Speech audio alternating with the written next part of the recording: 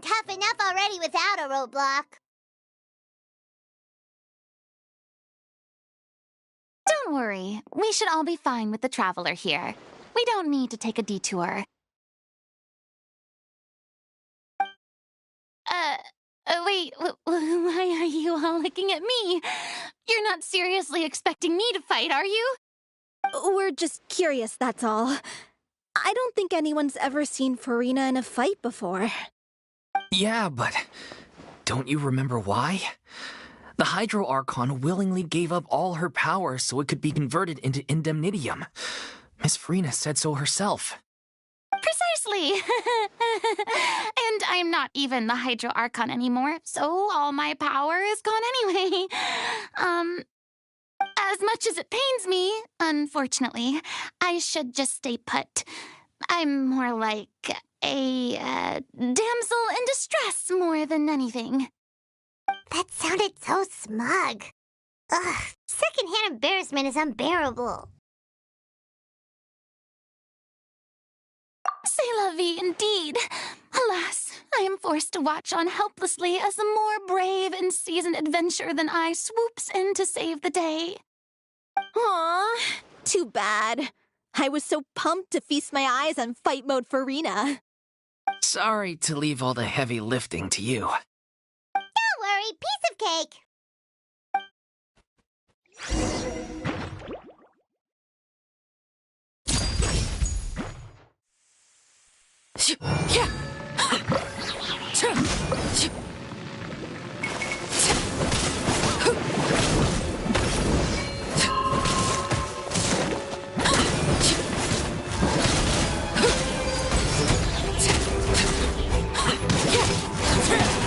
Bravo! Good show! You certainly live up to your reputation. Yeah, thank you. Anyway, the path is cleared now, so onwards and upwards.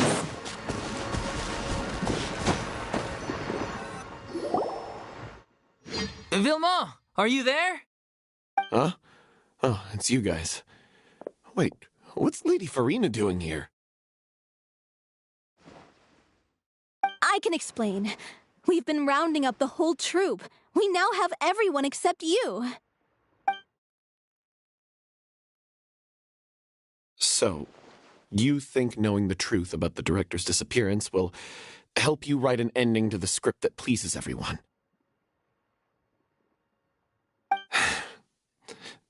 I care just as much as everyone else about making the Little Oceanid a success. That's why I wanted to wait until after the show. If I open this can of worms now, I just don't want to make things difficult between us. We're supposed to be a unit when we're on stage. Vilma, avoiding the truth will not help anyone. Unless you mean to suggest that Aurelie's death had something to do with you. I don't want to talk about it. Listen, Vilma. I used to think that my love for Aurelie was a point of shame. I never brought it up to anyone. But now, I've made up my mind to put it all on the table. I'm prepared to face everything, to sacrifice everything for the sake of the show. The Little Oceanid cannot be complete unless we do justice to Aurelie on an emotional level. This is why people think of you as not being the smart one. As you all know already, the troupe was kept afloat not from ticket sales, but donations from the audience. Of course, that was nowhere near enough. We took on side jobs when we weren't performing, but even then, the troupe's financial situation was pretty dire. So, anyway, one day after a show, a merchant came to me and offered us a huge sponsorship.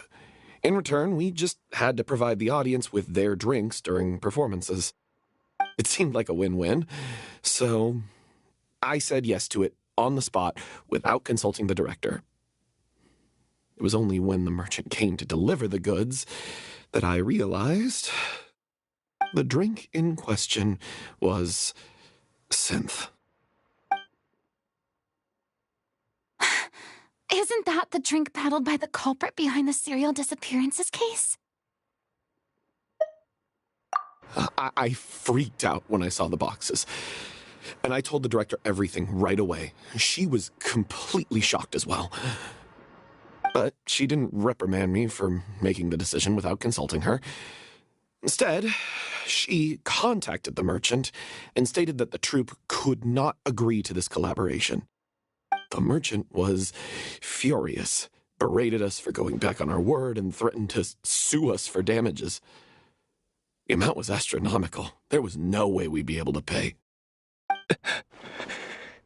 And then? I was going to sort it on my own, but the director stopped me. She said that this was an issue for the whole troupe and it wasn't my fault.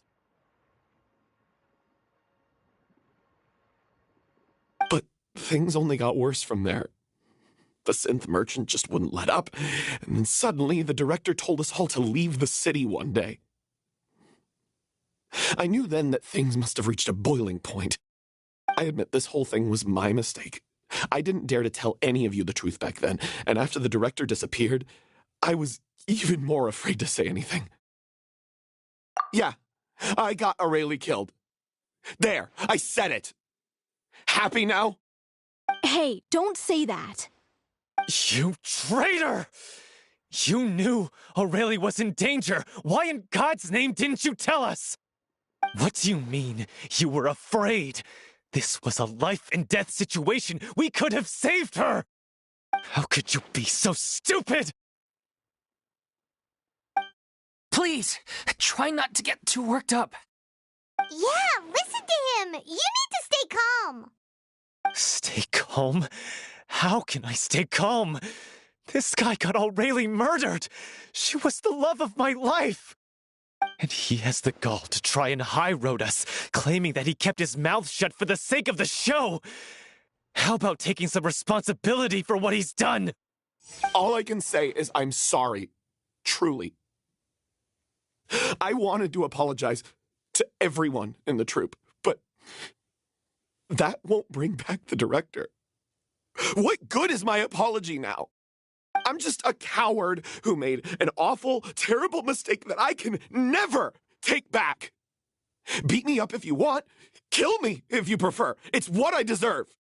End my life so I can meet the director and apologize to her in person. Get out of my sight. Go, get lost. I don't ever want to see your face again. That's enough! You've screamed and shouted at each other for long enough. Now pipe down, both of you! Can you stop conflating the show on stage with your real-life relationships in the troupe? You keep saying that you want to use this final performance to pay tribute to your director and celebrate her life. How can you do that if you're just using it as an excuse to vent your own emotions? You're right. I'm sorry. On stage, the lead role is the focal point of the audience's attention. And you're all used to seeing the director as the heart of the troupe. But in her own life, her greatest desire wasn't to be the center of attention. I can tell how much she loved you all, and how much she loved the troupe. What she wanted was to build a warm home for all of her brothers and sisters, to shield you all from the storms that rage in the world outside. That's how you should remember her, and that's what you should be celebrating. I understand why you're trying to make her the hero of the story, but isn't she your hero already? After everything she did for you? Yeah. So think hard about what that means. And then think again about what you hope to achieve by arguing with each other. If you really hate each other and can't reconcile your differences, then you could just call it quits now. Why bother with the final performance if the group is already fractured? But you can't bring yourself to do that, can you? You care too much about Director Aurelie and the home she built you all to let go. What are you laughing at? I don't see what's so funny. Sorry, I didn't mean it that way. It's just that, for a moment there, it felt like our director was back with us again. If she'd seen Paulo and Villemont at each other's throats like that, she would have scolded them exactly like you did, in that same stern voice. Really? But she sounded like such a gentle person.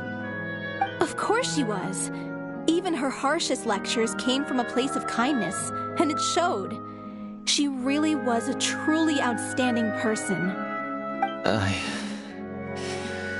What you said, it really puts everything into perspective. I'm truly sorry. I really meant for this to be a genuine apology, but I ended up making it all about me and my self-pity. It's all right. Let's save all this for after the performance. So, the ending. What are we gonna do about it? Clearly, everyone needs to take a step back for now and reflect on what really matters. When emotions are running high, things get lost in the fray. The end of the story needs to focus back on Aurelie herself. She's the true star of the show.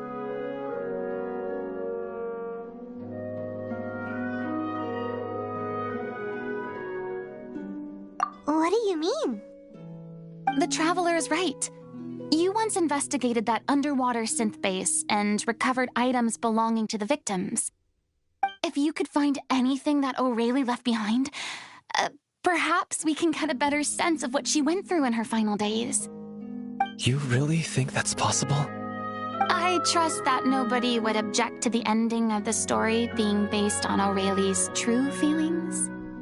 No. Well, we'll leave this in your capable hands.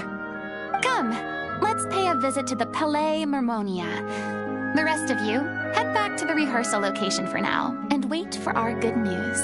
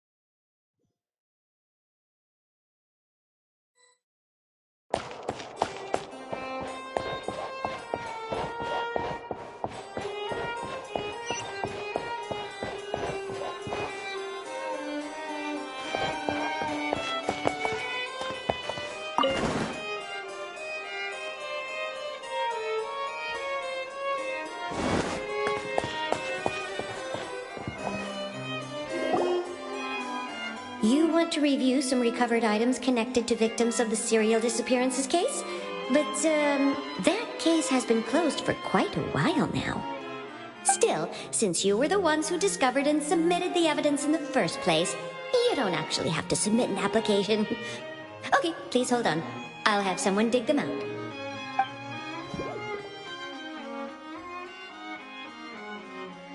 So, this is all Aurelie left behind. Just whatever she was carrying on her person and this tattered old notebook. Hey! It's full of script lines! And sketches too! Looks like they show where the different props should be placed on stage. Let me take a look. Maybe there's something in here from after she was kidnapped. Aha! I found something. To whoever discovers this diary. Let's see. Looks like she kept a detailed record of her captor's actions. She even mentions the truth behind the experiments on dissolving young women. If we'd had the chance to examine this notebook carefully back then, it would have been a conclusive piece of evidence proving Vachey's guilt. Vachey took so many lives. It's still so unthinkable how many victims he had. I guess Aurelie must have written all of this down in the hope that her records would one day be of use to investigators. Wait, it cuts off. Her handwriting here gets patchier and more illegible by the line. She probably didn't have much strength left. Her final words are... I'll let you read them for yourselves.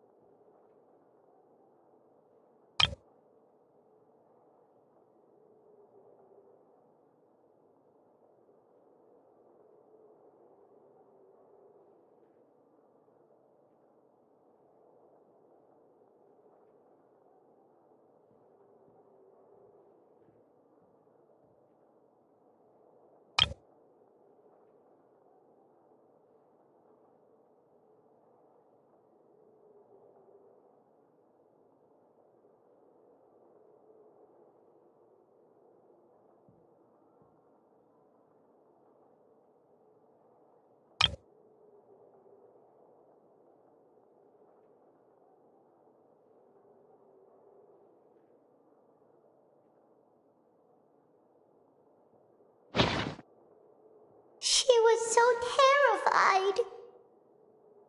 She may have been a mighty hero in the eyes of her troop, but at the end of the day, she was only human. I can't bear to think how painful and lonely her final days must have been.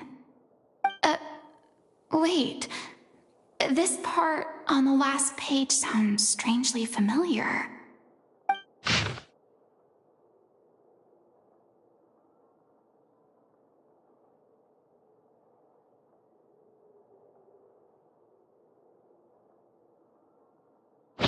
If you become human, you can reveal your secret to no one. You will face suffering and loneliness. Is this truly what you want? Isn't that the most important line in the Little Oceanid? Because I am an older sister to them. Oh. So she didn't regret her decision, even as she sat in silence, waiting for death to come. I'm sure this is what the troupe would have hoped to hear as well. She had their utmost trust, admiration, and love, and she truly deserved it. Let's go. It's time for them to learn Director O'Reilly's final thoughts.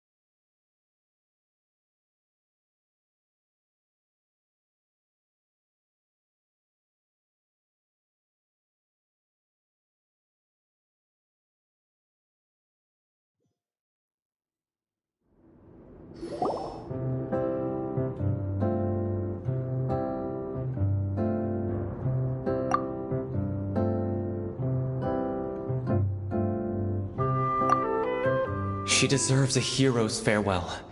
If that's the only way to convey to the audience the courage and selflessness that she showed in the face of death, then it's a meaningful way to end the story. Even in the last moments of her life, she was still leaving a trail for others to follow. She did her best to protect as many people as possible, even if it meant sacrificing herself. We know what choice our little Oceanid would have made now. I don't think any more discussion is necessary. Well, Vilmon, if we put the past aside for now, do you think you can bring yourself to go ahead with the show? I will channel all my regret and put it into my performance, to make this a show worthy of our director. I won't ask for your forgiveness, and you don't need to worry about my feelings. This final farewell show should be about Director O'Reilly and her alone. Then it seems like we've reached a consensus. I have a feeling that this will turn out to be the most mesmerizing performance of your lives. Really? How can you be so sure when you've never even seen them perform before? Don't underestimate my experience. After watching a countless number of musicals, I've learned one important thing. If you want to move the audience with your music, you must fully commit and immerse yourself in your role, pouring all your emotion into your performance. And aren't human emotions, love, hate, regret, and hope, just the most mesmerizing things in this world? I don't believe anybody could be more committed to bringing this story to life on the stage than they are now. Thank you for the vote of confidence, Miss Farina. And thank you for supporting us through all this. Then, let's not delay things any longer.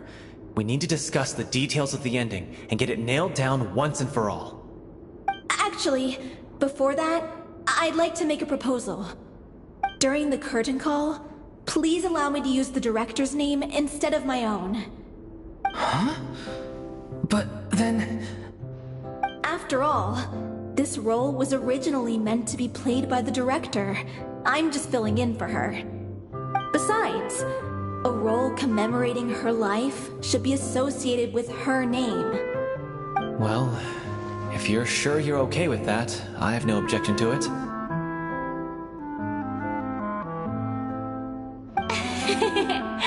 Now we're talking like a serious acting troupe. All right, I'll leave you to fine-tune your musical while I go and procure a stage. Procure a stage? Oh, it's okay. Our usual place doesn't need a reservation. That place? Oh, don't be silly. For an extraordinary show, we need an extraordinary stage. By which I, of course, mean the Opera Epiclese. Whoa, wait, what? No. That's never going to work. It's far too fancy for the likes of us. What are you afraid of? Surely you don't think that Aurelie's story is unworthy of the grandest stage in Fontaine. No, that's not what I meant. It is supposed to be your grand finale, right? I have no problem with it then. How about the rest of you?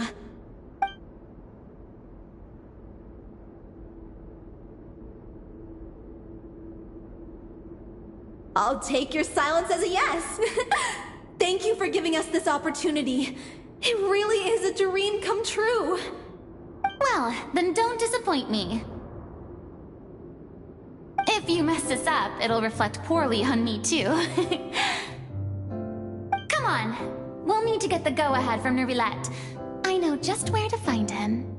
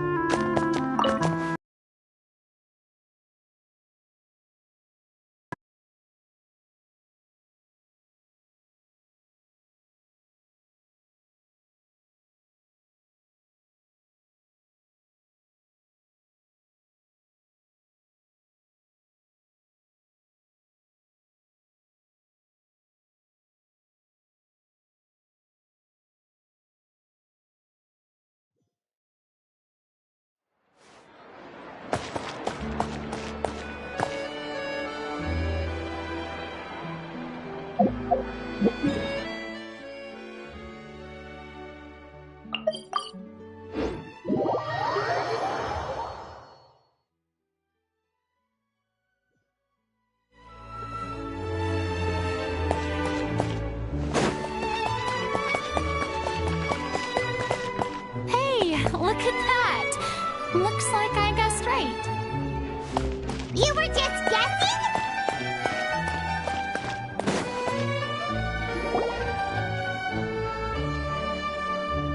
I knew you'd be here.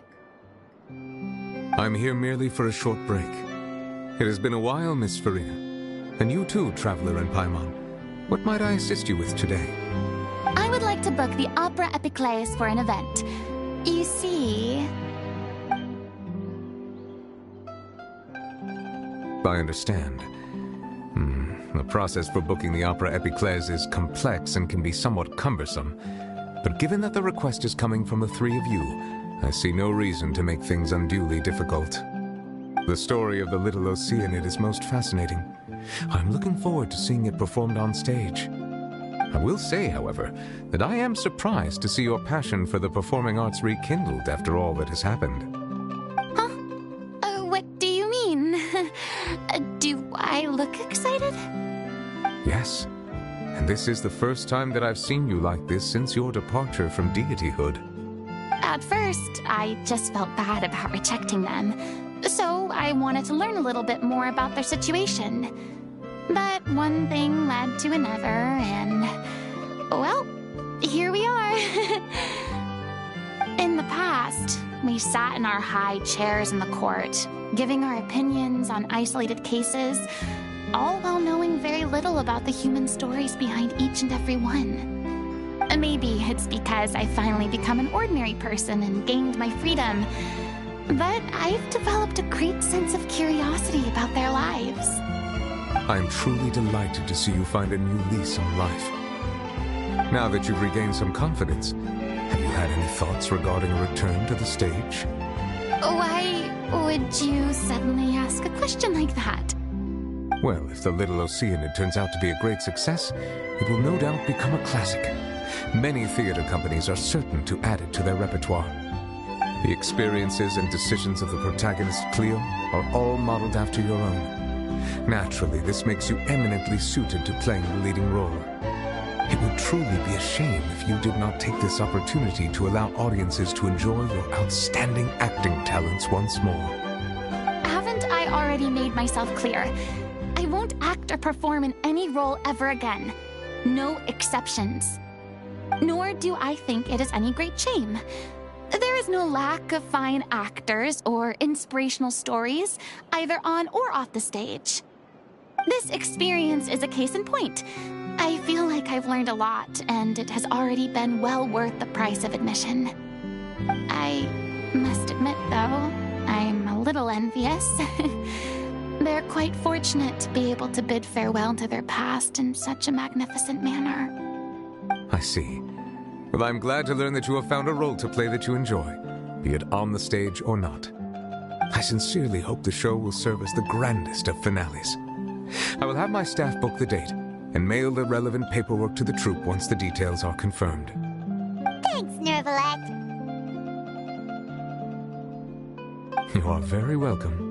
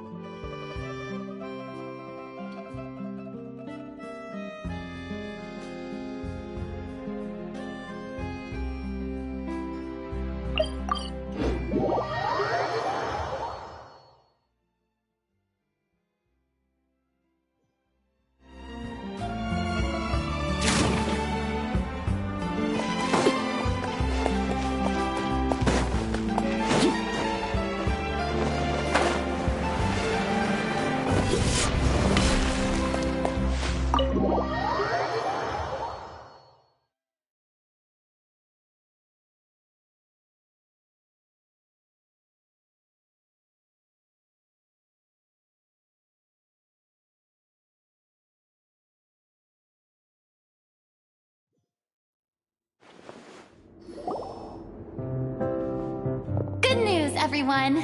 It's done. The Opera Epiclese is booked. Thanks to my eloquent and impassioned speech, Monsieur Neuvillette was moved to provide us with a fitting stage for this special performance. We've had to fight every step of the way for this opportunity, but we now have all of the ingredients necessary to stage a truly spectacular performance. A touching story, a magnificent venue, and last but not least, a passionate and dedicated cast. Now, let's work together and make this show the best it can be. This is truly wonderful. The sooner we can finalize the ending, the more time we'll have to rehearse. Fiamal and I just went over some parts of the script and tweaked a few things. I think it's really going to resonate with the audience now. Wow, you two had a constructive conversation? That's great! Communication is vital to any good performance. Look at us. We've come so far. I never could have pictured this scene a few days ago. It's amazing! Even though Farina's still being a bit of a drama queen about it all, she's really fired everyone up!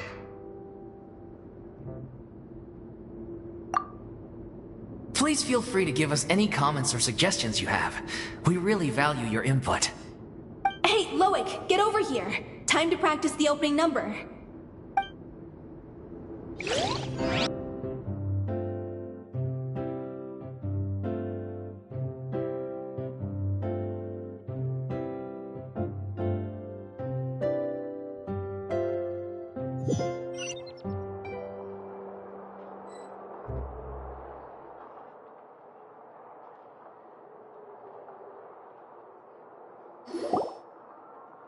Accursed Cleo.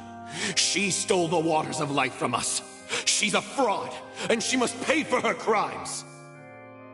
This has nothing to do with her. The ignorance and hatred of our people is to blame. How can we hope to win back the water's favor if we don't change our ways? This guy could be useful. Take him hostage. If Cleo wants him back, she'll have to show herself. Leave this place, O little Oceanid, and never, ever look back!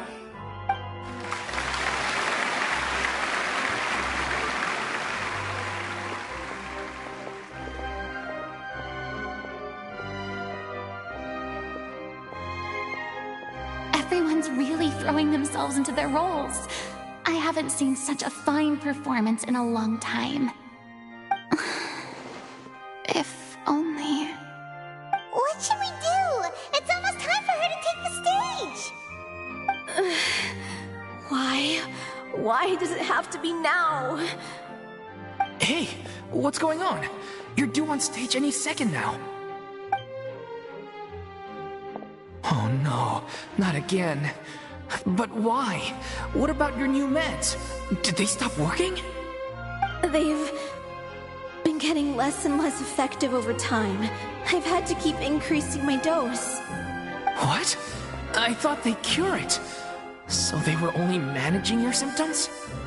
I figured whatever it took to get me through this final performance. How could you do this to yourself? And after that lecture you gave me about not looking after my health. I'm sorry. I've let everyone down. You... This is a conversation for another time. How can the show go on without its star performer? Miss Farina, I'd like to make a request of you. Say no more. If you're sick, you need to rest. I know what you're going to ask. Loic, your character has no more scenes, correct? Oh, yeah. I think my scenes are all done. Although, I do have one more line. But I guess another guy in the troupe with a similar voice register could take it. Why? Please take Delphi back to her place to rest. I'll sing the finale. From the sublime to the ridiculous. After all that, everything's come full circle. Thank you, Miss Farina. I'm so sorry to put you in this position after everything you said. Never mind. What's done is done. It's really my own fault for getting in too deep. No one likes regrets, myself included. Leave it to me. I've watched you rehearse so many times that I've learned Cleo's part by heart. I do not doubt your acting skills, but please allow me to ask just one more question. After all, this show is dedicated to the life and legacy of our director. What, in your opinion, is the reason Cleo shines so brightly? It's her pure heart. Despite all the pain and loneliness she had to endure, she never once stopped believing in the beauty in this world.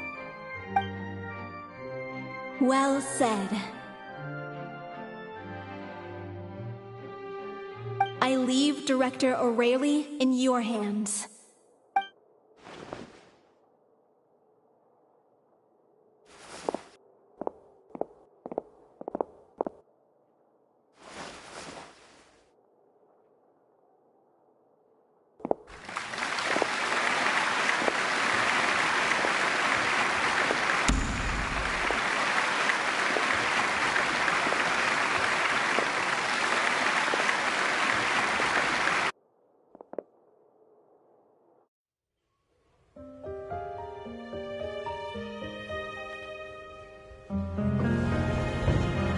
Is she here yet? Let's see, get here! She's not coming! You're wrong. She's here.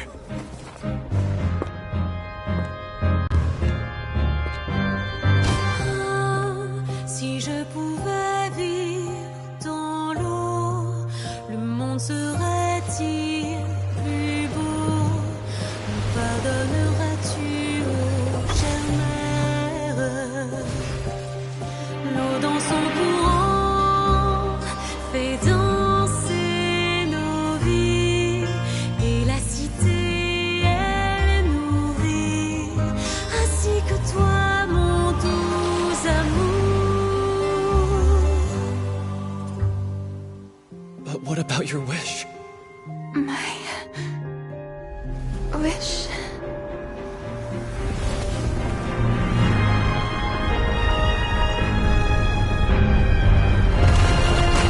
If you become human, you can reveal your secret to no one. You will face suffering and loneliness. Is this truly what you want? Le grand amour ne suffit pas, seul un adieu fleurira. C'est notre histoire de vie, douce et amère. Moi, je suis seule et toujours là, à voir le monde et sa beauté. Et ça ne changera jamais, jamais.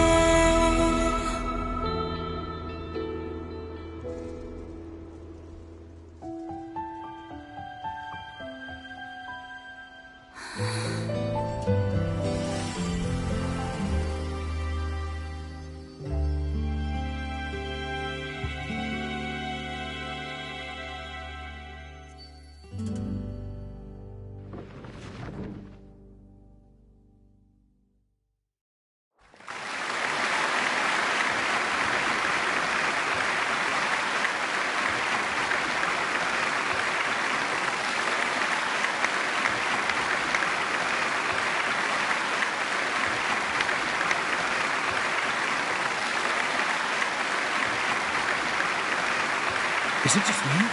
Or was that lady floating on the stage just now? She hasn't been seen for a while now, and she just appears out of nowhere? Gotta say, though, her acting skills are as superb as ever.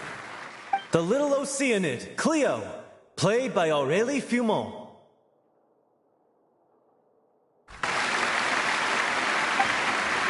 Wait, that's not her name. What's going on? I don't know. Maybe it's just a doppelganger. I've spent a lot of time out of the spotlight, and they didn't use my name during the curtain call either. Hopefully, not too many people recognized me. It's too bad that I had to break the one clear rule I'd managed to make for myself, even if I had no choice. Still, I have to admit that, despite everything, it felt good to be back on the stage again. Finally, we would like to give a special thanks to our artistic consultant and event coordinator, Miss Farina. Hey, that's not what we agreed on! Oh! So it was Farina after all. She's back! Honestly, what is he doing? He should have run that by me first.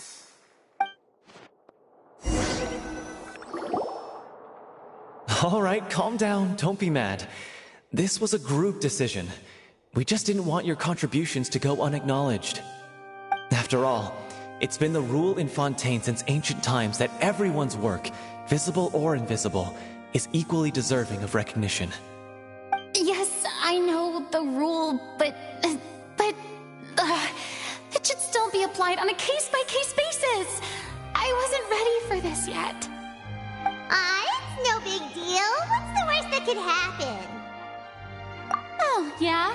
Well, since you think it's so easy, you can sign them for me. This is a great chat and all, but can we talk about that crazy thing that happened during the show? It nearly gave Paimon a heart attack. Paimon flew over to where she was supposed to be and was about to drop the prop vision, and then suddenly, a real one popped out of thin air! Oh, that. I've got no idea what happened there either. But hey, it worked pretty well, didn't it? I'll bet the audience has never seen such a realistic prop. Wait, what about Dolphy? I wonder how she's doing. Let's go check on her as soon as we finish clearing the stage. Yes. Plus, she'll definitely want to hear how the end of the show went. If nothing else, we can safely say that we accomplished what we set out to do.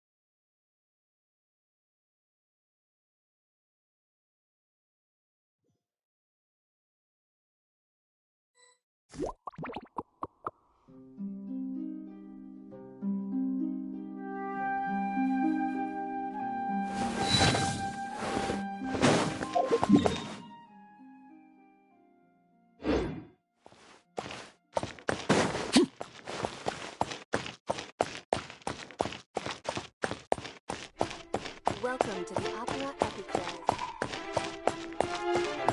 Honestly, I'm not a big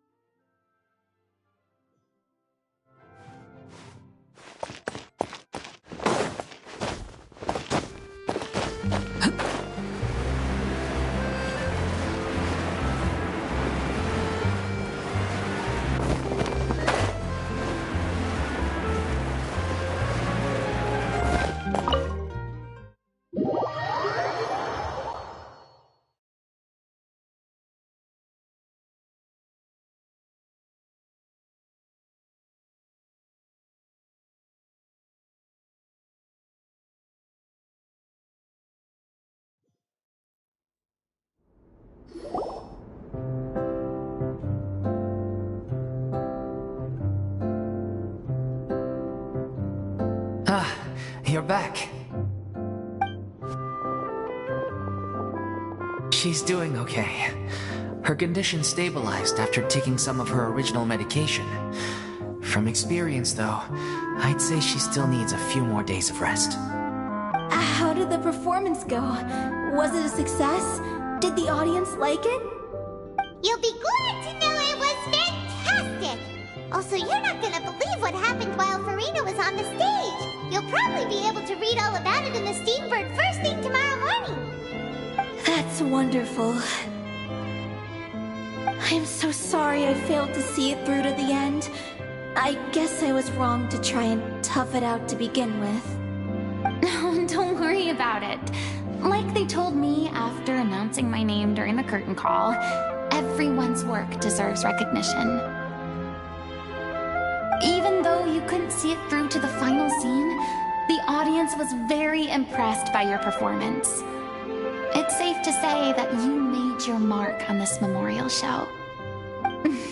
Well, one way or another, we did it. I've had bad luck ever since I was born, so I never expect things to go smoothly in life. I'm just happy to know that we went out on a high note. That's all that matters. Blaming your bad luck again, are we? Maybe if you didn't push yourself past your limits so much, your illness wouldn't be flaring up all the time. Oh, don't you start. I don't have the energy to argue with you right now. Aw, you two clearly care a lot about each other. I don't know what you're talking about. You mean we never stop arguing with each other?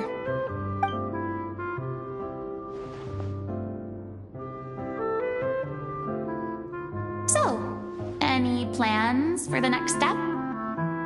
After the brilliant performance you put on, the reputation of your troupe is sure to spread through Fontaine like wildfire. You won't have to disband if you don't want to. You could capitalize on the rave reviews and license out the Little Oceanid to the bigger theater troupes out there. That would do wonders for your financial situation. No, we should still disband. Yeah, it's what we all agreed to. After all this happened, I should give you guys some space. But maybe our paths will cross again one day. Hey, don't just walk off!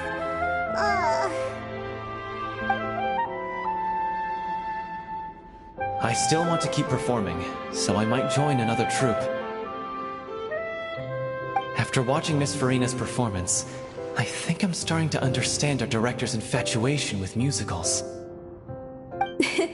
You should do it. It suits you. I'd originally hoped to keep performing too, but I don't know if my health will allow me to.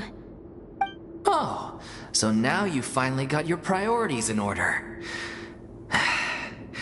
I guess I'll hold off until you've properly recovered as well. What about you, Miss Farina? Any future plans? Well, frankly, I think a return to obscurity is no longer an option for me. I'm sure a slew of consultancy requests will hound me wherever I go, until I finally acquiesce. You rather sealed my fate there with your special thanks at the end of the show. Sorry. It's quite all right. No need to apologize. What I meant to say is that this whole experience has shown me that perhaps I'm not as averse to a return to the stage as I previously imagined. Maybe Nervilette was right. Maybe Cleo is the right role for me.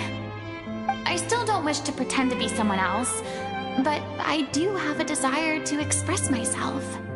So, maybe the show will go on for me after all. Yeah.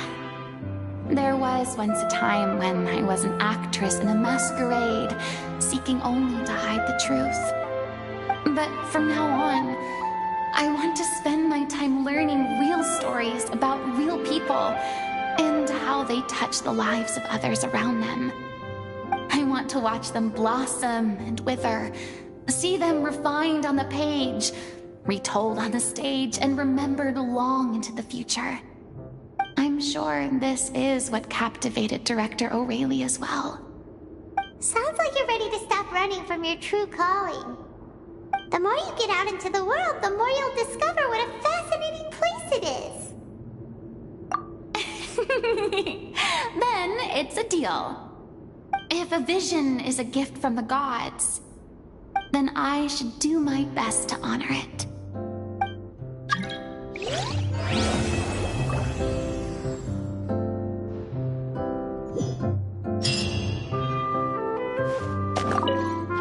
It's ironic to think that in my whole time as a god, I could only ever dream of receiving this kind of power.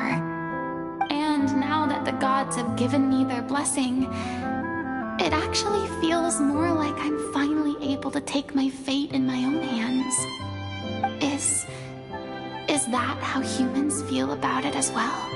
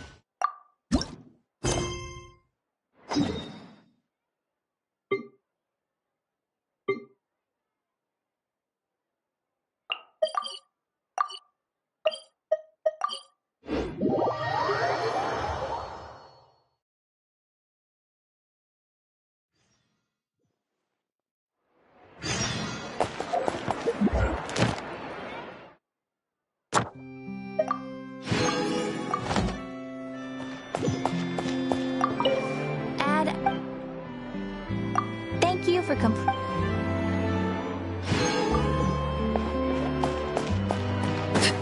Huh?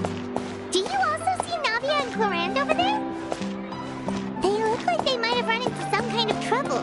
Let's go check out what's going on.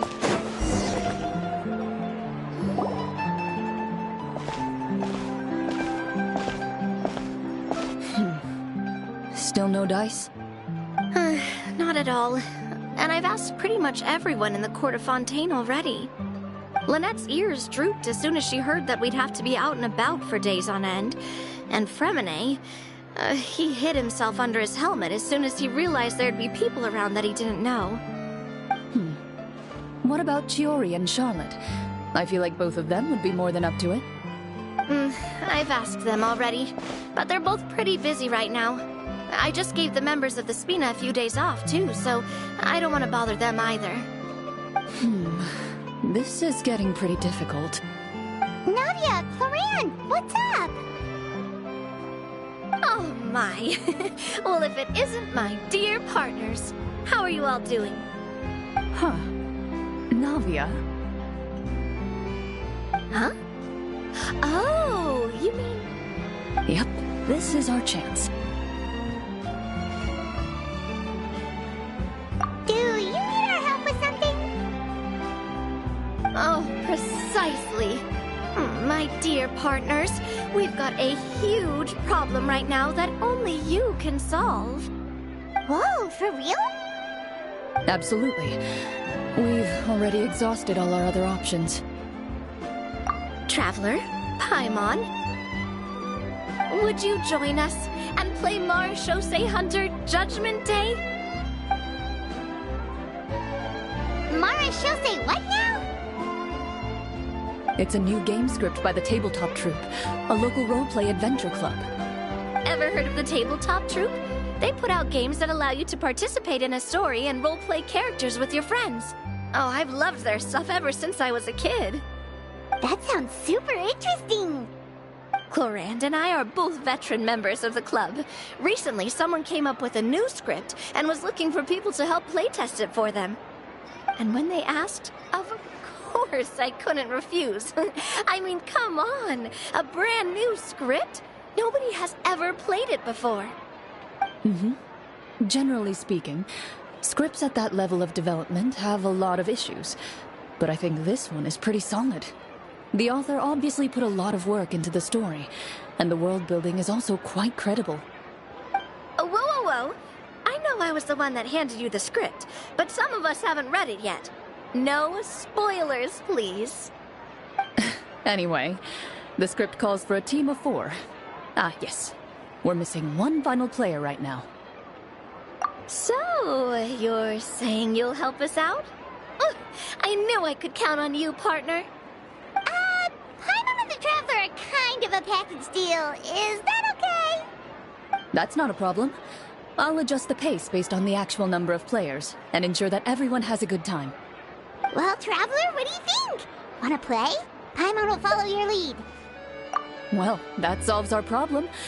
You have our thanks. Woohoo! I'll go grab the script manager from the club right away. The script manager? Didn't you just say that you gave Cloran the script? The club introduced a completely new kind of gameplay for the script. In this iteration, the Game Master's version of the script is incomplete. The script manager provides the next part of the script only after players have completed the current list of objectives.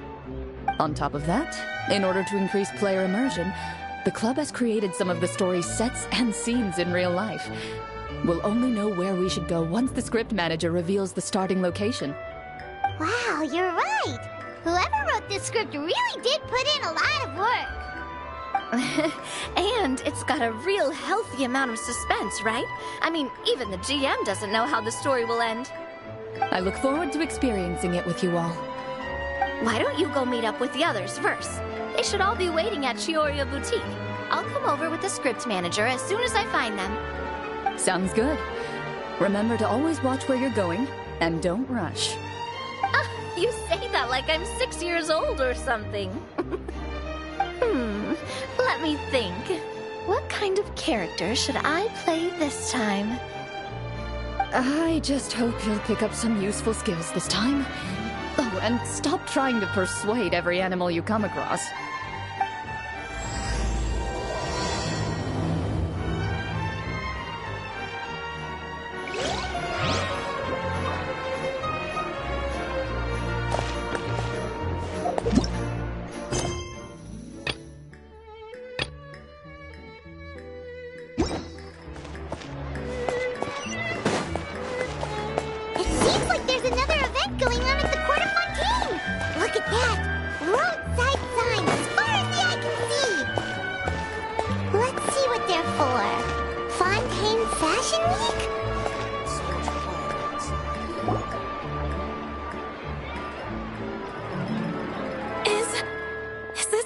okay? I told you I could do it using the leftover funds from the original deposit. Don't tell me you're afraid that I cheaped out on the dress. No, not at all. I have only the fullest faith in your work, Miss Chiori. I'm just in shock, that's all. It's always been my dream to wear a Chioriya boutique dress for my wedding. I really thought the chance had passed me by. Ooh, is that lady the owner of Chioriya Boutique? We've never seen her before. I'm a woman of my word. If I say I can do something, then it'll be done. The first rule of business is to always keep your promises. Now, remember to not fold the gown, or store it under direct sunlight. I'd recommend only taking it out on the day of the wedding. But from the look on your face, I can tell that may be a little difficult for you. I'll try my best. Once he sees me in this, his jaw's gonna drop straight to the floor. Are you here to check out the offerings? Sure are. Oh, Paimon's Paimon, and this is the Traveler. You're Miss Chiori, the owner of this boutique, right? That's right. Oh, Navia told me about you. Glad to make your acquaintance. Oh, we've heard a lot about you, too. Chioriya Boutique is super famous in Fontaine. Well, I appreciate the recognition. Is there anything you're looking for exactly? We're out of kids' clothes right now, I'm afraid. Hey, Paimon's not a kid! Oh, that. Well, if news of the event has reached your ears, I suppose the Fontaine Apparel Association's advertising efforts have paid off. Are there any fun and popular activities that we can take part in? Fashion Week isn't what I'd call fun. But it certainly always attracts a crowd. It's a fashion extravaganza that only takes place once a year, after all. Will you be showing off some of your designs, too? Of course. All designers at the Court of Fontaine use the week to advertise their brand. If you're lucky, you could even land a large amount of orders as soon as the main show ends. Come to think of it, it was also at a previous fashion week that our label first took off. Aren't you pretty much an established name now? People will still buy your clothes even if you don't participate this year, right? Yeah, that's not quite how it works. While many people buy clothes for fit and style, the fashion industry also strongly values a label's artistic vision and creative direction. Why would anyone patronize a label that hasn't even bothered to put out any new designs for the year? In the end, fashion is just a representation of the spirit of the times. People support your brand because they support the vision it represents. Huh. Okay, so maybe fashion's more complicated than Paimon thought. All that complicated stuff aside, you're saying we'll be able to see new Chioriya designs at the show? Absolutely. The designs have already been finalized. I'm just waiting for the fabrics to arrive. Ooh, are you using materials you can't get in Fontaine? Well, I still have a certain partiality to Inazuma-made fabrics. The textures are pleasant to the touch, and their familiarity gives me a sense of security. Oh, Paimon gets it! It's that feeling of home. Something like that. Yes. We're a long way from Inazuma, though. Aren't you concerned that your shipment might get lost or stolen along the way? No need to worry. I've already taken steps to ensure that it'll arrive safely. I've entrusted the job to Komani Express's most reliable courier.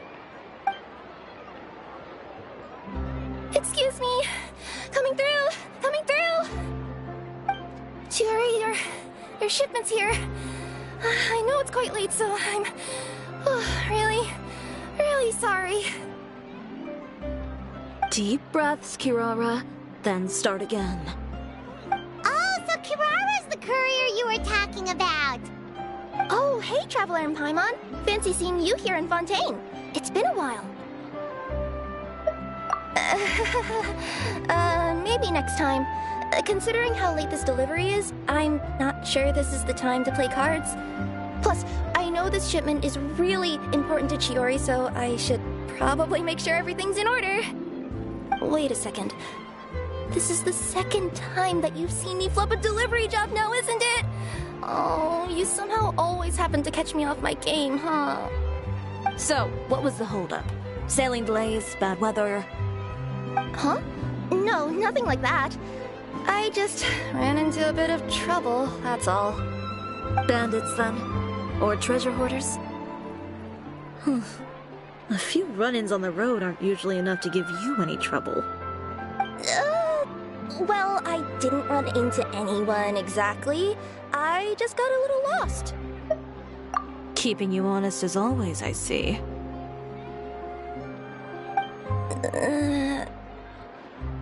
All right. I was stopped by a group of bandits as soon as I entered Fontaine. They were a little different from the ones I usually run into. I could hear them mumbling about Komunia Express. It was obvious they were looking for someone with two tails. So it was a targeted hit? I got the sense that they were actually targeting Chiori's goods. My fabric shipment? Yeah, they said that I could go as long as I left the goods with them. Otherwise, they'd stuff me into my delivery box and toss me into the sea to drown. Oh, are you okay, Kirara? Oh, I'm good. I'm still a yokai after all. I turned them over to the guards. It just took me a while to round them all up. Well, it's not completely out of the ordinary for one of your deliveries to get intercepted. But it still doesn't make sense how you knew it was my goods they were after. You've got other deliveries to make in Fontaine, don't you? Is there something else that you're keeping from me?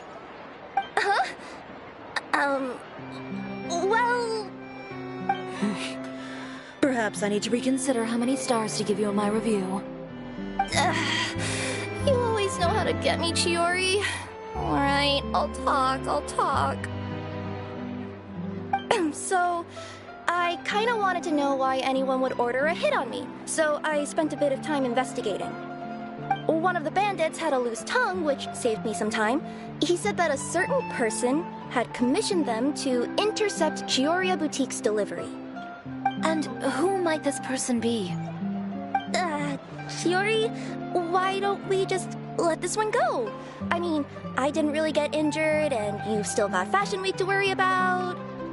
I appreciate your kindness, Kirara, but if I don't teach this person a lesson, I doubt they'll stop here.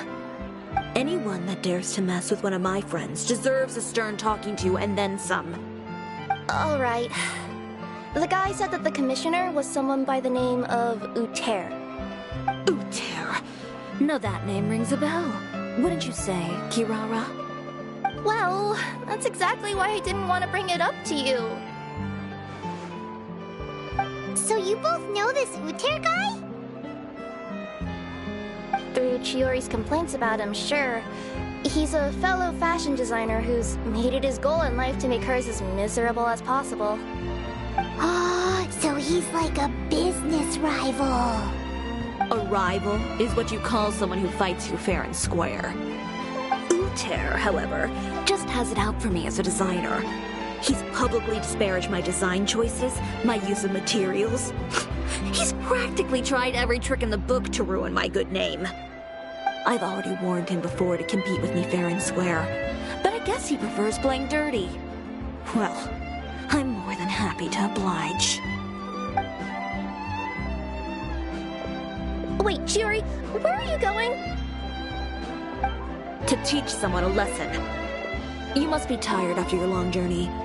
Why don't you rest in my shop for a little while before heading back? Chiori! Wait! And she's gone. Oh no. What should we do? You seem concerned. Should we be worried about Chiori?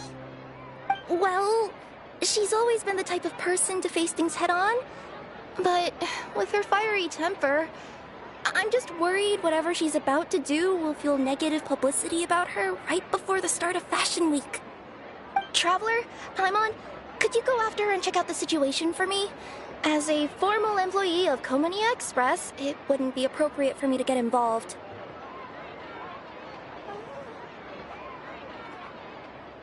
Yeah, we'll take good care of Chiori. To be honest, I'm more worried about that Uter guy's safety.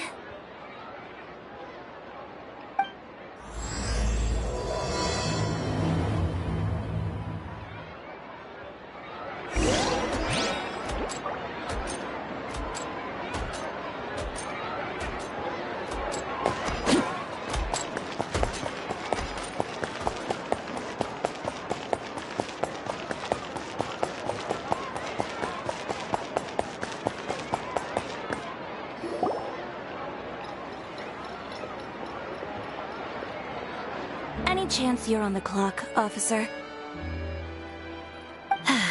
Nothing good ever comes out of you addressing me like that. Oh? And who are these two?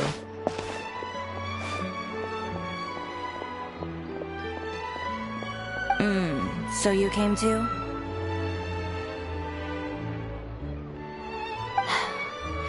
Allow me to introduce you. These two are the Traveler and Paimon. This officer over here is Shavras, captain of the Special Security and Surveillance Patrol. The Special Security and Surveillance Patrol? You mean that organization where everyone carries a musket? Well, I wouldn't say everyone on the patrol uses a musket. I just happen to have formed a platoon made up mostly of musketeers. Whoa, Chiori, Paimon didn't know you went so far back with such a cool person! It's nothing. In my line of work, it's not uncommon to run into some trouble every now and then. And she's helped me get out of a few sticky situations. In return, I've helped her take care of some things that you could say aren't exactly in her purview as the captain of the Special Patrol. And that's how we got to know each other. It's nice to meet you both. I have to say, your reputation precedes you. So, did something happen? Indeed it did. I'll need you to come with me. I only ever hear that phrase from you. Usually I'm the one asking people to do that. Well, are you coming? Not before I know what you're planning. Have I ever made a bad call? The better question is, have you ever made one that didn't violate proper procedure? Okay. A man hired a group of bandits to mug my friend. I'm about to go teach him a lesson. Are you sure this is something you should be telling the captain of the Special Patrol? It's getting hard to tell whether you're here to report a case or turn yourself in for one. Neither. I'm requesting personal supervision from said captain, so I don't do anything too out of line. Are you planning to? Not if I can help it. All right. Where is this person? Follow me.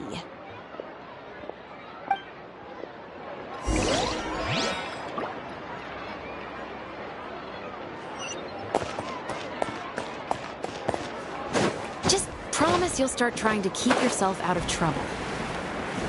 Well, when trouble stops coming my way, I'll be sure to get on that.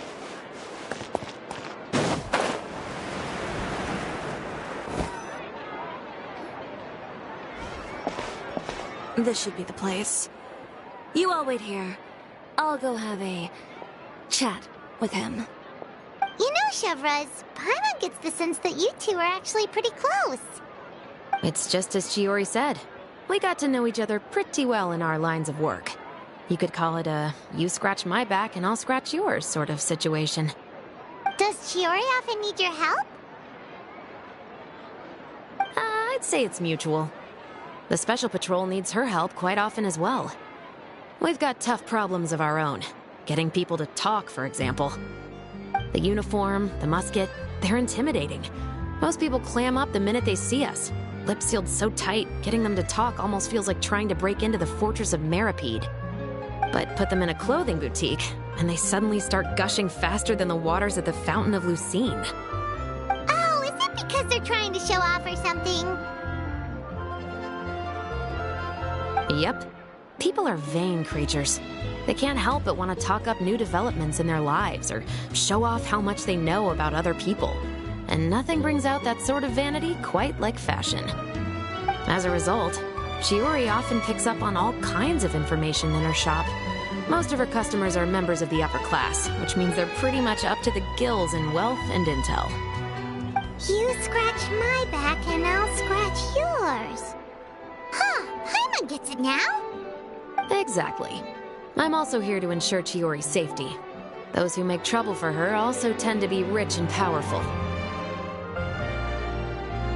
And in some very rare cases, I'm forced to protect other people from Chiori herself. So, who got on her case this time? It's been a while since I last saw her that angry. Oh, so this is what happened.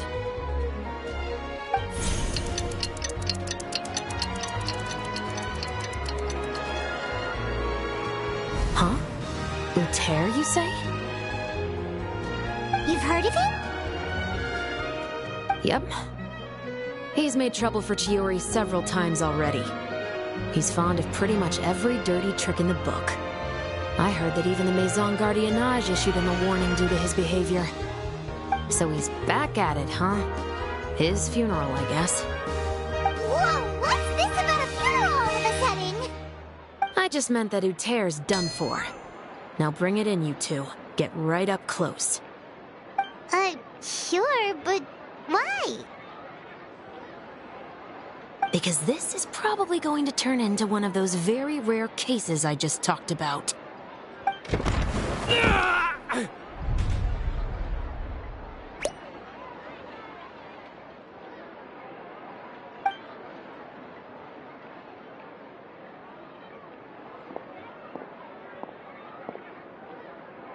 What are you doing? Stay away from me!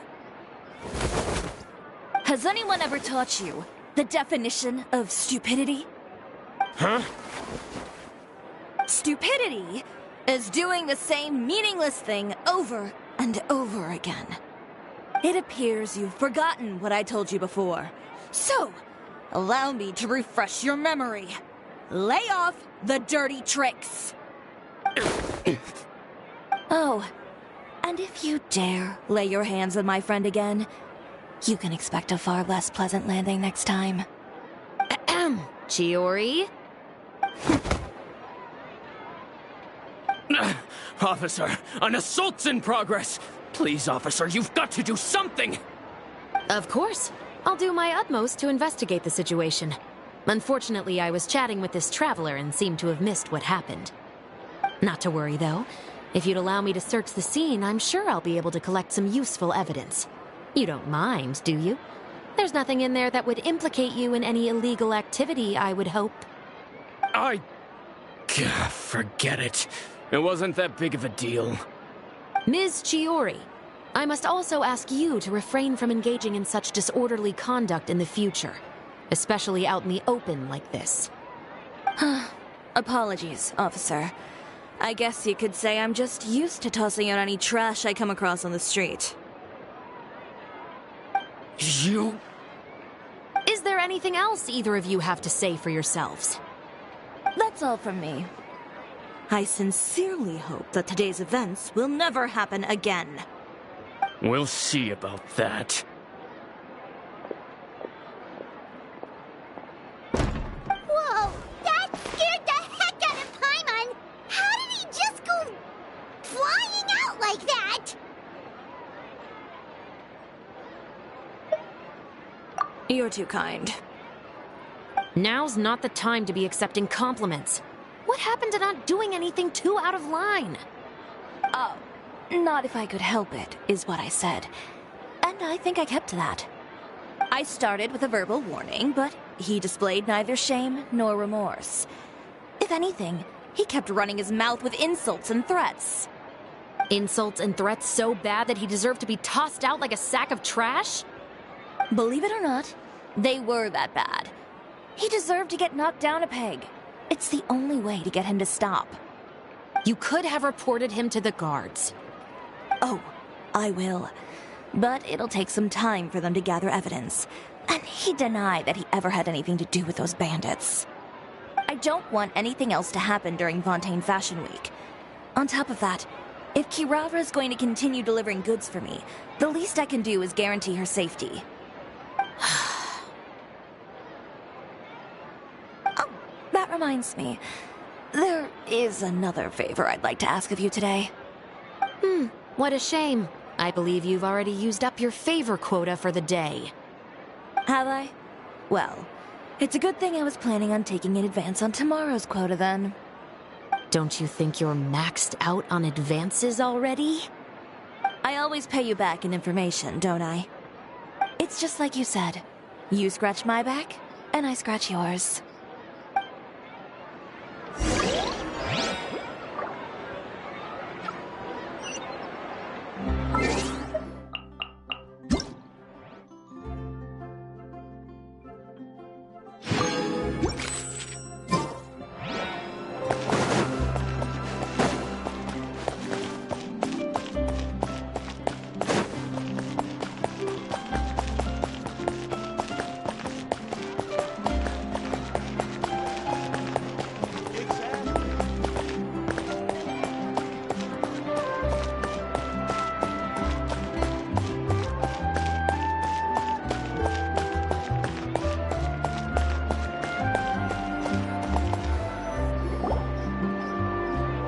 We're back.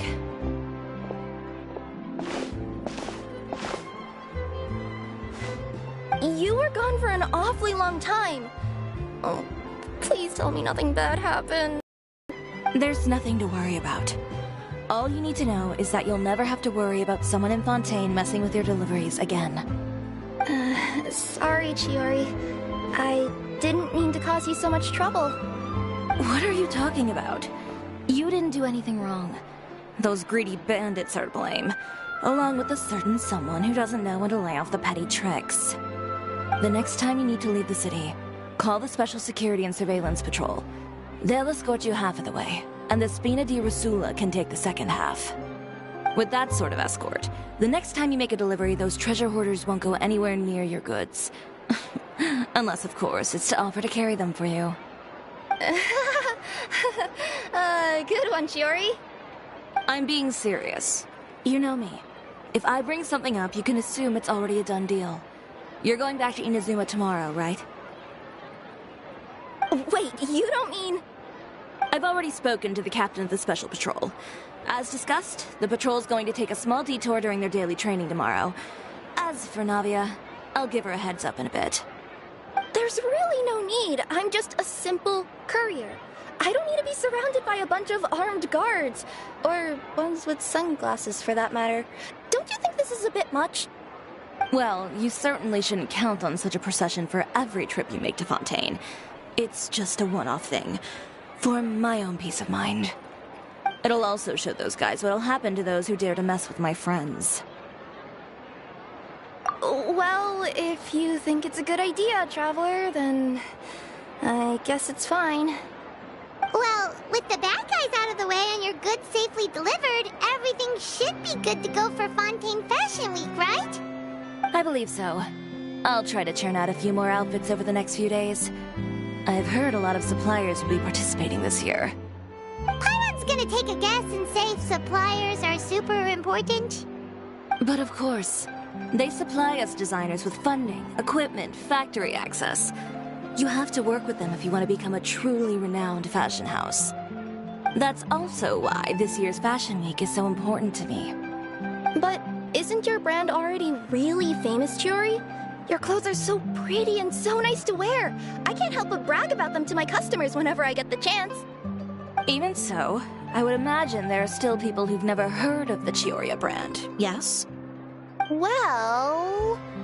I mean, with the amount of places that I deliver to, it's only natural that some people from other nations haven't heard of it. Then it's still not famous enough. My goal is to make the Chiori brand renowned throughout all of Teyvat. All of it? Your business would have to get pretty huge then. Wait, would that mean I could just go to any Chiori branch on the continent to get my clothes fixed? It has been pretty inconvenient having to come to Fontaine every time I need to get them patched up. Alternatively, of course, you could just be a bit more careful with them. They're already about as durable as I can make them. Okay, I'll admit, they do get snagged on branches pretty often, but I can't help it. It's hard to be careful about that sort of thing when you're trying to take a nice nap in a tree. Well, if that's your dream, Chiori, then we should do our best to make it a reality. Is there anything we can do to help out with Fashion Week? I'm sure I could think of something. Oh, what is it? What is it? Why don't you come to my shop tomorrow and model for me? Simply put, you'll serve as my living mannequins. Oh, so we get to try on some of your clothes? Got it! Seeing them off the rack will also give me the chance to make some small adjustments to the stitching and the silhouette of the designs. Sounds easy enough.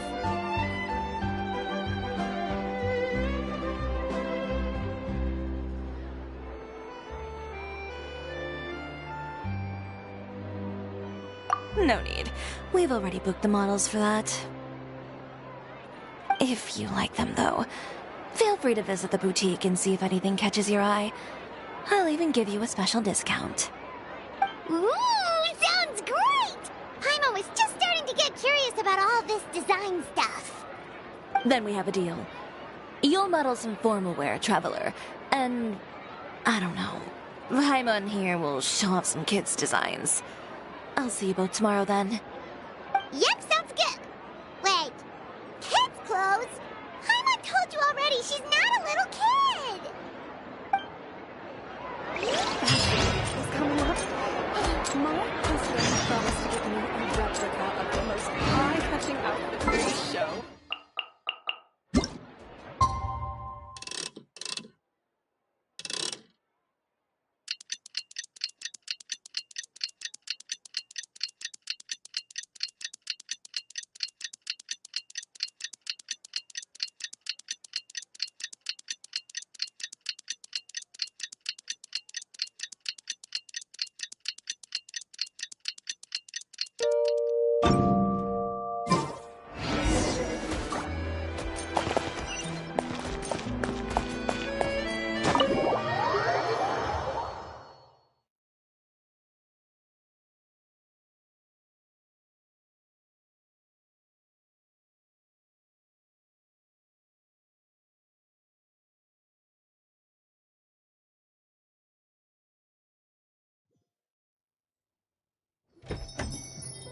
Chiori, we're here! You're here early. I haven't even opened the shop yet. Wait, has Kirara left already? Yep, with the special patrol. Bright and early. Did everything go all right on the road? I believe so. The patrol makes for quite the entourage. The way they marched forward with Kirara in the center, you'd think she was some sort of VIP. For the second leg, the Spina also came with a pretty large group, led by Navia herself. They took care to clear the path beforehand as well. Kirara won't so much as step on a single stray rock on her journey. I even heard that Navia decided out of the blue to make a batch of macarons as a going-away gift for Kirara. An excellent souvenir to remember Fontaine by, I'd say. Sounds like Navia really got into it. My thoughts exactly. She even lamented the fact that she didn't have time to prepare something even fancier. I'm pretty sure she can't wait for another escort opportunity to come her way. You know, now that you mention Navia, Paimon thinks the two of you are actually pretty similar. You say what you mean, and when you have an idea, you really hit the ground running. I suppose that's why we're such good friends. Navia has a certain resilience about her. It's part of who she is. No matter what comes her way, she never bows down in the face of adversity. That sort of determination and courage is something I really admire. That same spirit is the true vision of my brand. When she first mentioned commissioning an outfit from my boutique, well, I'm sure you can imagine my excitement. It's like finding the perfect brand ambassador, huh? Indeed. Customers pay attention not just to the clothes, but also to the figures in society who wear said clothes. People like to copy the styles of those they look up to. Huh. And here Paimon thought all that mattered was for the clothes to look cute. Fashion is about more than just looks, my dear. Especially if you've got your sights set on a market the size of Teyvat. Well, would you look at the time? Oh yeah! Come on, let's get down to business. We're here to model. Indeed. Give me a moment while I go retrieve some fabrics and sample outfits. Why don't you help me set up the shop displays in the meantime? Set them up? How exactly? Just carefully organize the ready-to-wear clothes with an eye toward their types and styles. This way, we can guarantee that the customers will see something different every day. Whoa, there sure is a lot that goes into running a store. Well then, I'll leave the displays to you.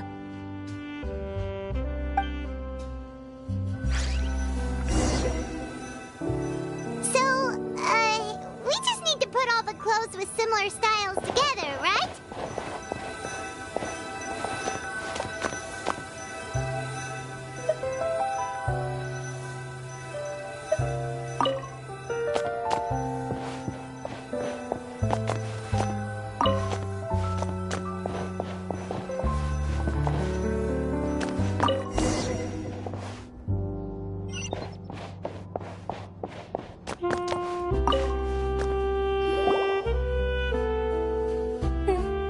Not bad. You might just have an eye for design. Anyway, let's move on to the real task at hand. Over here, stand still. I'll take your measurements first.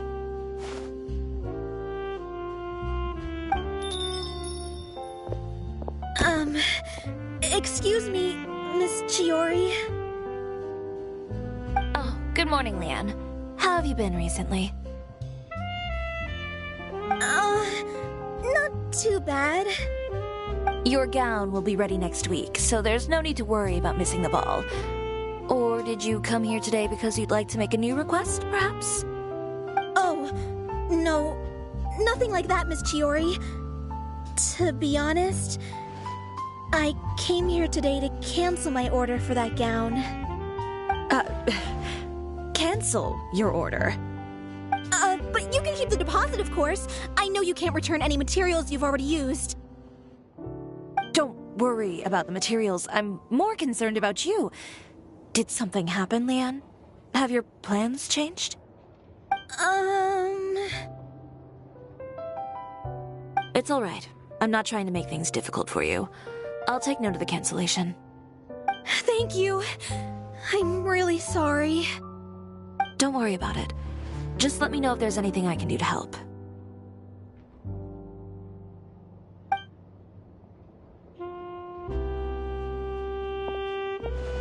Is it just Paimon, or was she acting a bit strange just now? Wonder why she wouldn't tell us why she was canceling her order. It's not a big deal. These things happen every once in a while. A family emergency, an important payday falling through, a lover's quarrel, no one to take you to the ball. I've pretty much heard it all. Judging from the look on her face, something's keeping her from revealing the truth to us. It's best not to pry. Well, guess this means you'll have more time to work on Fashion Week, right? That's true. Come, let's pick up where we left off. Is Miss Chiori in? I am. How can I help you? I'd like to return this item. Oh. Could I ask why? It's just, not to my liking. You said I could get a refund if I wasn't satisfied, so that's why I'm here. Is there something about it that didn't meet your expectations? Are the sleeves too short? Or is the color too dark? I can always make those adjustments for you. No need. You don't have to concern yourself with that. I'd just like that refund, please. And I'd be happy to process that for you. If you could just tell me the cause of your dissatisfaction. Is Chiori here? I'd like to return my outfit. Another one? Is there some sort of new calamity coming that I haven't heard about? Another flood? Or an apocalypse, maybe? What does the prophecy say this time? You'll be spared if you get rid of all your clothes? Surely the entire population of Fontaine didn't convene and pick this one day to come and return my clothes. What is going on? What kind of rags are you trying to sell us, huh? The way I see it, this shop is nothing more than a black market front run by a bunch of dirty criminals. Please calm down, sir. What is he talking about? Haven't you heard? Chioria Boutique has been exposed for having close ties with criminals. It's all over the papers. And just who is it that dares to throw that accusation around? Well, you tell us. The fabrics you've got here, they're all sourced from underground factories, aren't they? I've been transparent about my materials from the very beginning. I've already proved there's nothing wrong with them. If a little hearsay and baseless slander are enough to convince you, then by all means, go ahead and hand over your garments right now. Spare yourself from that flood of yours. Or have you not been convinced of that one just yet? You... Elof! Miss Chiori? Go outside and help these customers with their return requests. There's no need to ask them why. We'll refund them at the purchase price. All right. And once you're done, put up the sign that says we're closed for the day. Got it.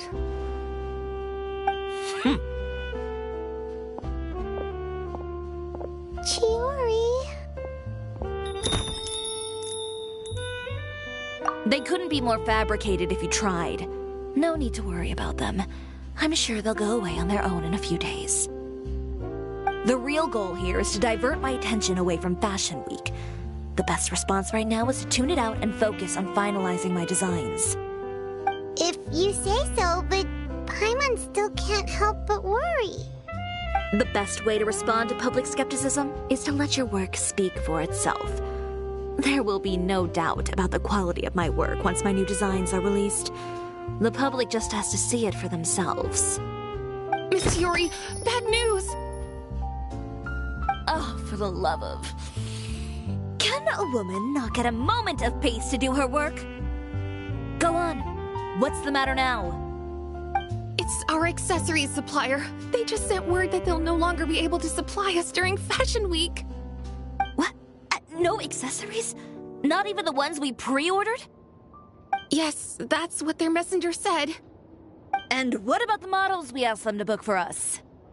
I think they'll probably pull out as well. Even the suppliers believe those nasty rumors? Is the messenger still here? No, they've already left. So, no accessories means no brooches, no bow ties, things like that? Not just that. It means no gems, ribbons, gold thread, all the elements that lend life and soul to my designs. But if you take those away, does that mean you won't be able to make your designs at all? Alof, you stay and watch the shop. I'll go talk to the supplier myself. Yeah, and we can vouch for you too. We'll make sure your supplier knows there's nothing wrong with your clothes. Thank you. In that case, please come with me.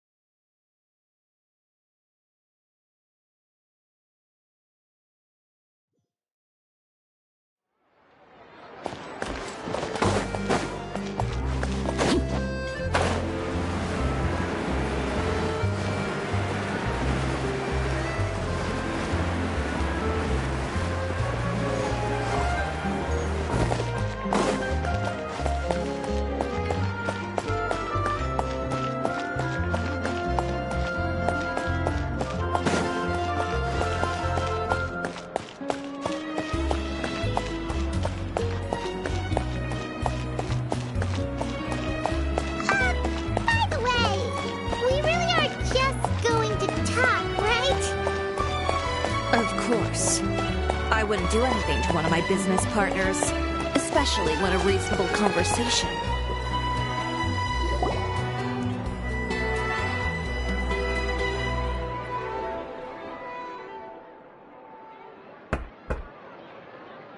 Who is it? Venger, it's Chiori. We've worked together all these years. The least you could do is allow me a face-to-face conversation.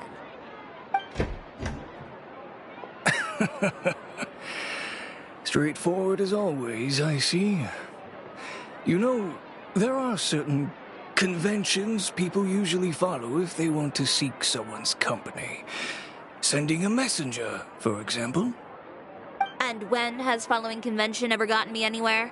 Why hire a messenger when I can just explain things in person?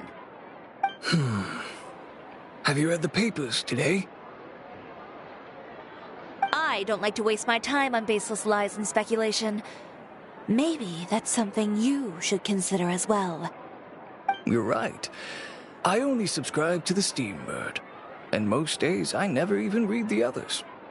So, these rumors. The Steambird was the one that published them? No, not at all. They were in some second-rate fashion tabloids.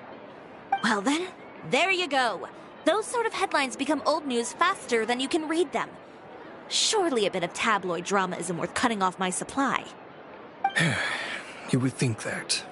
But this time is different. Someone paid off the tabloids to publish the same article at once. They even went so far as to leave a copy in front of every house. That's how I first learned of the rumors. Every house? That means someone must have been planning this for a very long time. It seems your rival really pulled out all the stops this time, Shiori. The article was even published alongside a photo of you. What sort of photo? A photo of you beating up someone on the street yesterday. Yesterday? Wait, that means... Uter again. Here, I've got a copy. See for yourselves.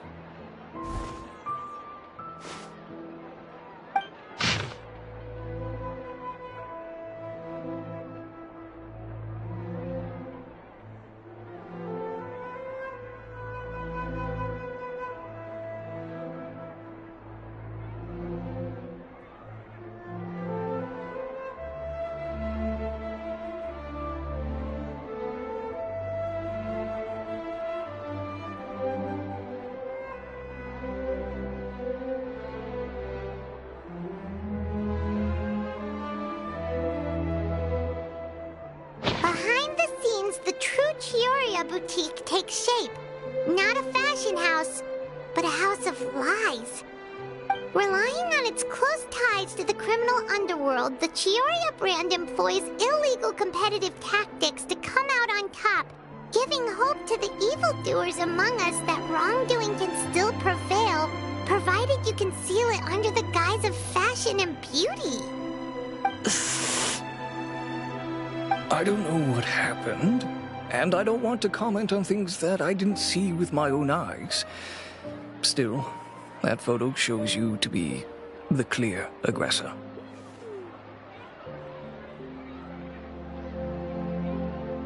Yeah, he was the one who started it, that little... I appreciate you standing up for me, Paimon, but it can't be helped now. That's right. The court of public opinion has already made up its mind. Still, I've got to give your rival high marks for effort. They even dug up the fact that my father once served time in the fortress of Neripede. But that was so long ago. In the world of fashion, your past is like a piece of clothing stained with mud. Once tainted, it can never be washed clean. They claim that most of your clientele are criminals and that those who buy your clothes are just like you. People who silence all dissent with violence. The absurdity. I don't even know which part to laugh at the most. Well, it's no laughing matter. Maybe your clientele are criminals. Maybe they're not. There's even the possibility that they're just people who happen to commit crimes after buying your clothes.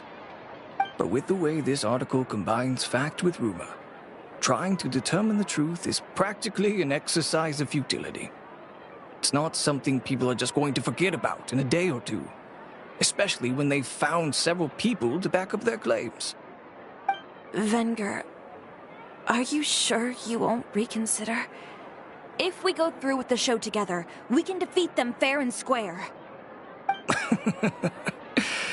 If I were younger, I might have said yes. But I'm no longer that brave young man with nothing to lose. I've got the family business to consider now. I'd be perfectly happy to work with you again after this, but my daughter is manning the store during Fashion Week, and I don't want her implicated in all of this. She doesn't deserve to be swarmed by all that negative publicity. I understand. Let me offer you a piece of advice, Chiori. For old time's sake. Let this Fashion Week go. There's always next year. You just need to wait for all of this to blow over. You're free to wait things out, Venger. I'll make my own choices. Have you ever thought maybe that attitude of yours is what's gotten you into all this trouble? Have you ever thought maybe this attitude of mine is precisely what paved the way for my success? Well, fair enough. Then I suppose all there's left to say is best of luck. As for the models, none of them wanted to be implicated in all of this either. Understood. Take care.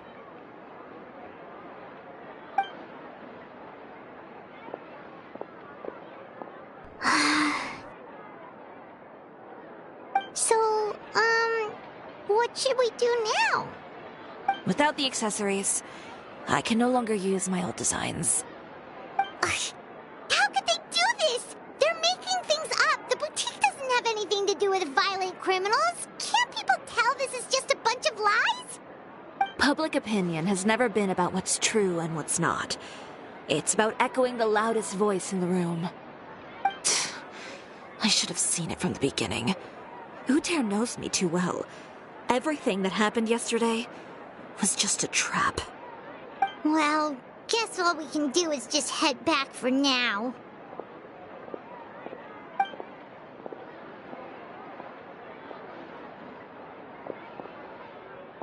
Traveler! Paimon!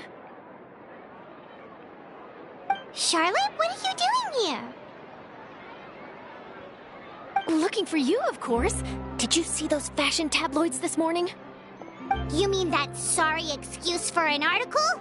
Oh, just thinking about it makes Paimon's blood boil. You too, huh? Whoever wrote that article must have known the Steambird would never print something so defamatory. Unfortunately, not all papers in Fontaine share our same sense of journalistic integrity. Miss Chiori doesn't deserve to suffer all this baseless slander. I was just about to find some people to interview so that I can write an article to refute all those claims. If there's one thing I can't stand, it's people who misrepresent and distort the facts. That's great! With your help, we might be able to get some people back on our side! It's my pleasure. I've met Miss Chiori several times. I know she's not the kind of person that article makes her out to be. She was the one who made the hat and tie for my camera, Monsieur Verite. Speaking of Miss Chiori, do you know where she went? Alof told me you were all together. She was just here. Maybe she went over there? Let's go check.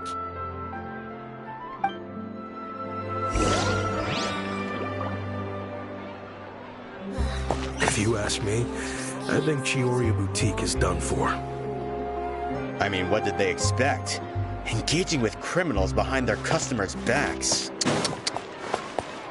They kept up a solid front, though. I've even bought from them before. Really? How was it? The owner was plenty fierce, that's for sure. Makes sense if she regularly deals with criminals, I guess. I've got the chills just thinking about it.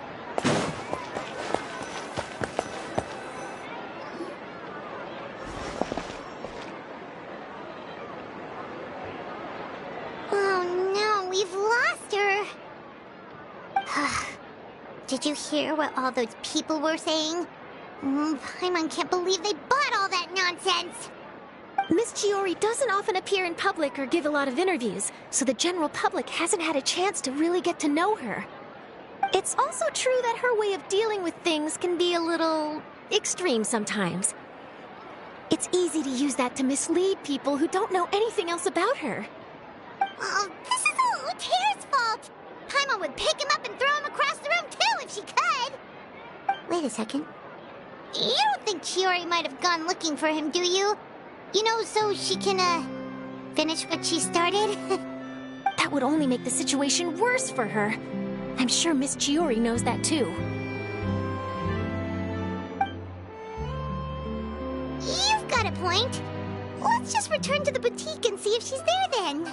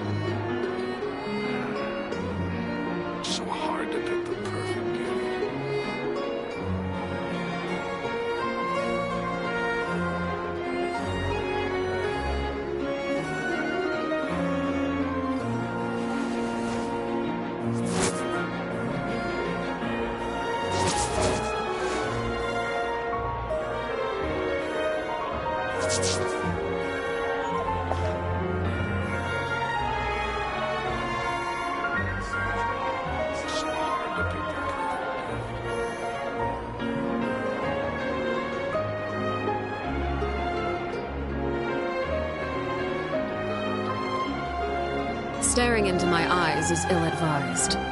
I can't promise you'll like what you see.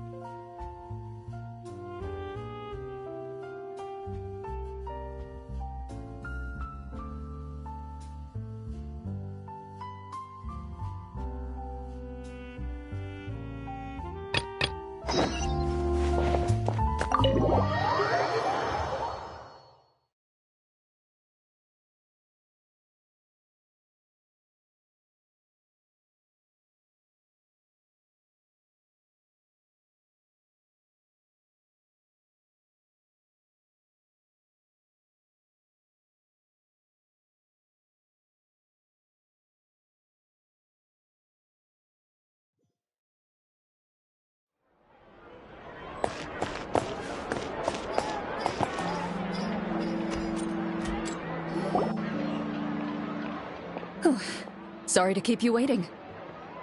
You're back! Huh?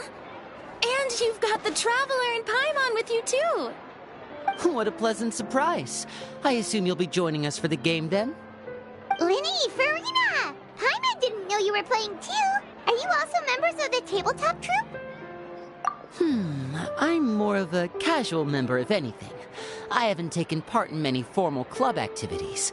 Lynette Fremine and I play something similar at the Hotel Bouffe Tété sometimes, but I'm usually the GM. Still, I'm sure it'll be fun being a player for the first time. I'm looking forward to it. Well, I'm not a member of the club at all. Clarion simply woke me up first thing this morning, said there was a good script worth experiencing, and asked if I wanted in. If you're interested, I can give you a referral. That should give you a 40% discount on membership fees. I think I'll wait to see how this experience plays out first, especially when it comes to the quality of the script. If it's sufficiently fun, then I'll join.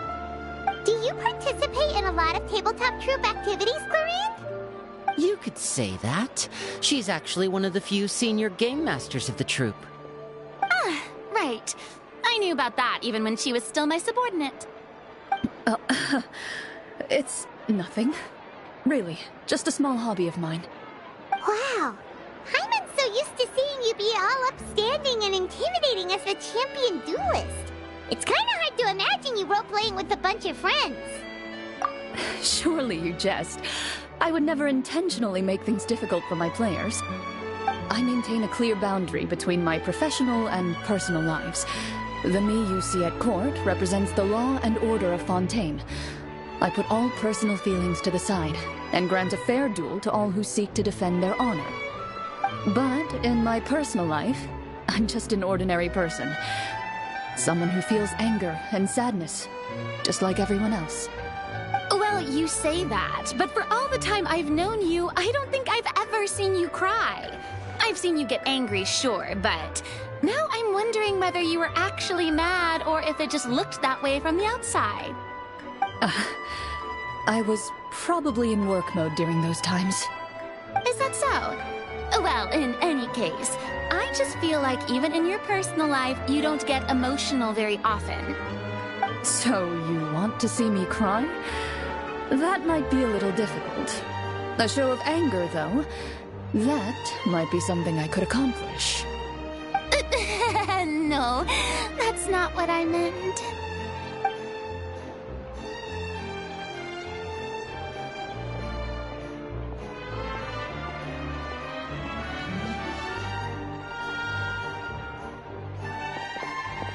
I'm back! Here, allow me to introduce you to the script manager, Mr. Florian. Pleasure to meet you all. Hello. Wait, are you a champion duelist too, Mr. Florian? Oh, no. This is just the costume provided by the club. I occasionally play a few of the roles in my scripts. That sounds like a lot of work. It's nothing. It's the least we can do to give the players a more immersive experience. Anyway, allow me to give you a brief introduction of the script. This script was adapted from the real history of the Marechaussee Hunters. You all will play the role of hunters from a bygone era and resolve a series of events unfolding in the capital. Paimon's not super familiar with the history of the Marechaussee Hunters. Is that a problem? Oh, no problem at all. I can give you a brief rundown. So, basically, Marechaussee Hunters were people who dedicated themselves to hunting monsters and protecting the city by using a special swordsmanship technique passed down over generations. Their story can be traced back to the ancient Remurian dynasty, as well as the first hunter, Cassiodor. But I'll leave the finer details for you to seek out and discover later. Mm-hmm. And I'll provide additional commentary as the story progresses. In that case, brave hunters, are you ready to set out on an unknown adventure? Whoa, just one sentence and it's like we're in the story already. Aha, I see many a determined gaze before me. Very well, head over to this location and begin your heroic journey.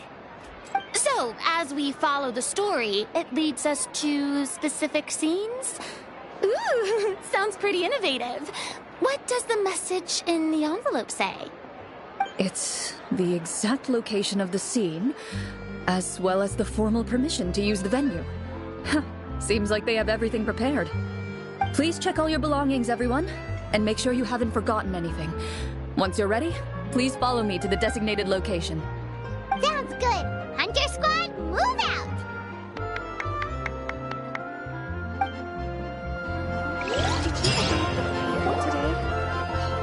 Elaf, we're back! Oh, who's this? This is Miss Letitia. She's also here to see Miss Chiori. Oh, you were the one who came to collect the wedding dress yesterday, right? Wait, please don't say you're returning that dress too. Oh, no, not at all. I'm just here to thank her. In fact, if there's anything I can do to help her out, I'd be more than willing. Ah, so you've come across that article as well. Yeah, you probably don't know this, but after I got engaged, I didn't think I'd be able to wear a Chioria dress on my wedding day. Why? My fiancé owns a small business. It doesn't bring in a lot of mora, but we get by. After he proposed, he took me to Chioria Boutique, and we put down a custom order for a dress. He probably noticed how often I talked about Miss Chiori's clothes, and how pretty they were. Being able to wear one of her dresses to my wedding has always been my dream. And then? And then, something happened to the business, and we ran into major mora problems. We were able to scrounge up enough to pay off our debts, but it left us without the funds to pay for the dress.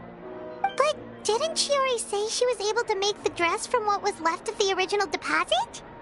Yes. When I came to cancel the order, she asked if something happened, and I told her everything. She heard me out, and then told me not to worry.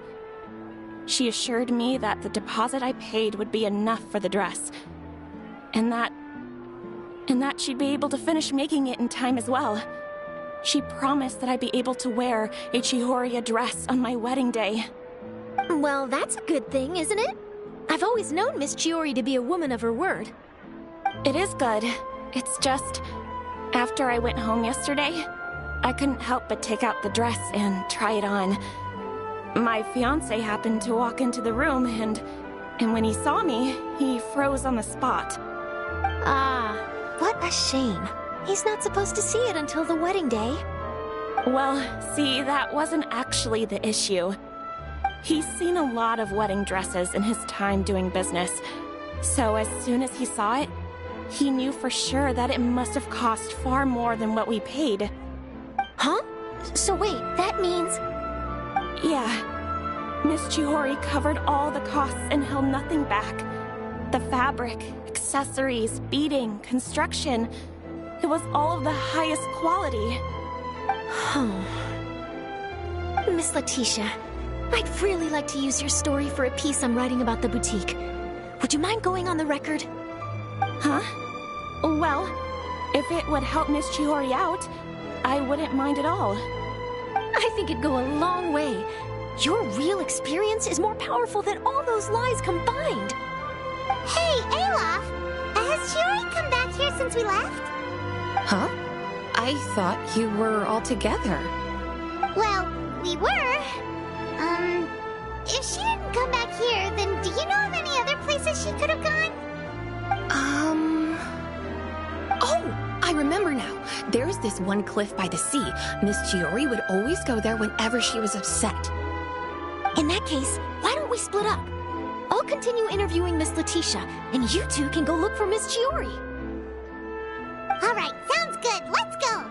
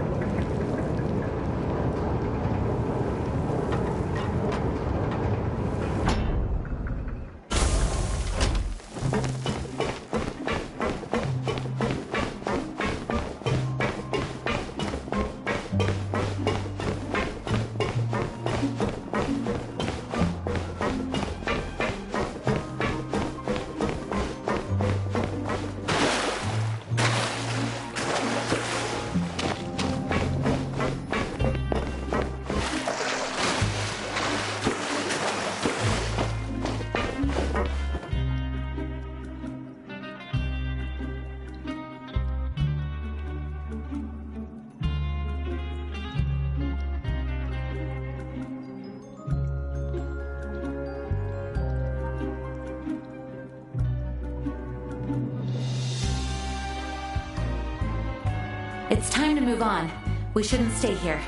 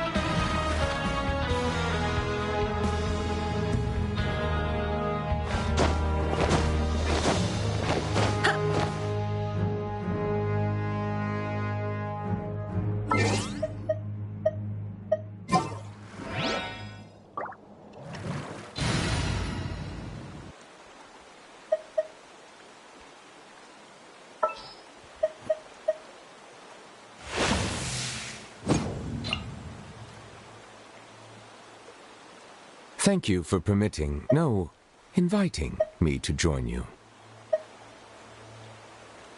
I do hope the night...